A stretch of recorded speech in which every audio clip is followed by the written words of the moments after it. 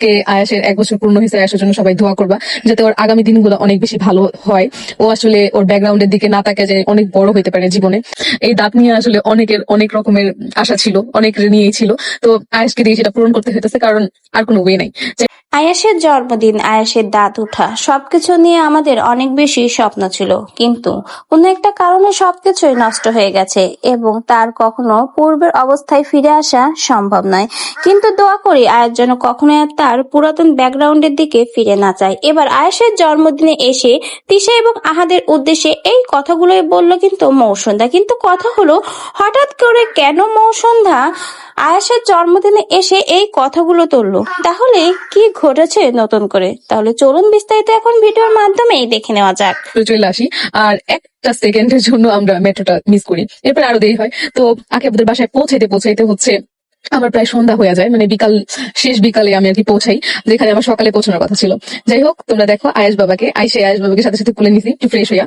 তো এখানে দেখো আয়েশের কিন্তু 4টা দাঁত উঠে গেছে। সবাই কিন্তু মাশাআল্লাহ বলবা। আজকে আয়েশের 1 বছর পূর্ণ হয়েছে। আয়েশের জন্য সবাই দোয়া করবা যাতে ওর আগামী দিনগুলো অনেক বেশি ভালো হয়।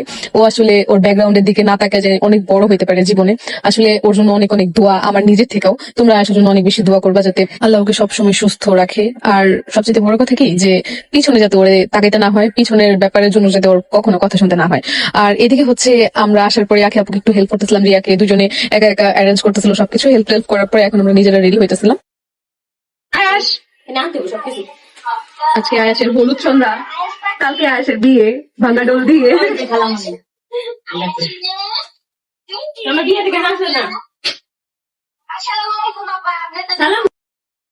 আর এইদিকে তোমরা দেখতে পারতেছো হচ্ছে আয়েশের যে হলুদের বিরিয়ানি ছিল সেটা কিন্তু আইসা গেছে। বিরিয়ানিটা খুবই মজা ছিল। আমি জানি না কোন পেজ থেকে আখি আপু নিছে, মানে এটা হচ্ছে ওনারা মেক করে একদম বাসে দিয়ে গেছে। আর এরপরে হচ্ছে ফুচকালা মামা চলে আসে, মানে ফুচকালা মামাকে একদম আখি আপু আমাদের জন্য রুমের মধ্যে নিয়ে আসছে। অনেকেরই দেখলাম কি যে মন্তব্য করতেছে রুমে, বেডরুমে নিয়ে গেছে কেন, আর কোনো জায়গা নেই, হ্যান। তাদের জন্য আসলে আমার কিছু বলার নাই। ওরা আসলে কেন এই সমস্ত কথাবার্তা বলে আমি আসলে জানি না। যেখানেই যাক না কেন, মানে এগুলা নিয়ে আপনাদের কি মন্তব্য করতেই হইব?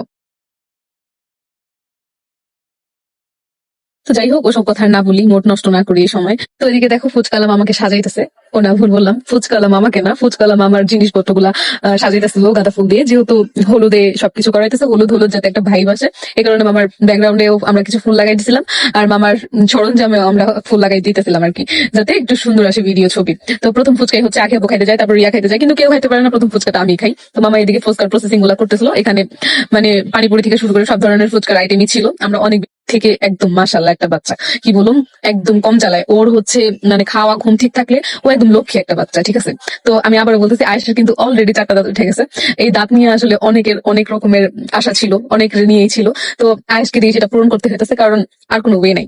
যাই হোক, এদিকে দেখো আমরা কিন্তু সবাই মিলে আয়েশকে হলুদ টলুদ দিতেছিলাম। রানিয়া আমাকে হলুদ দিতেছিল।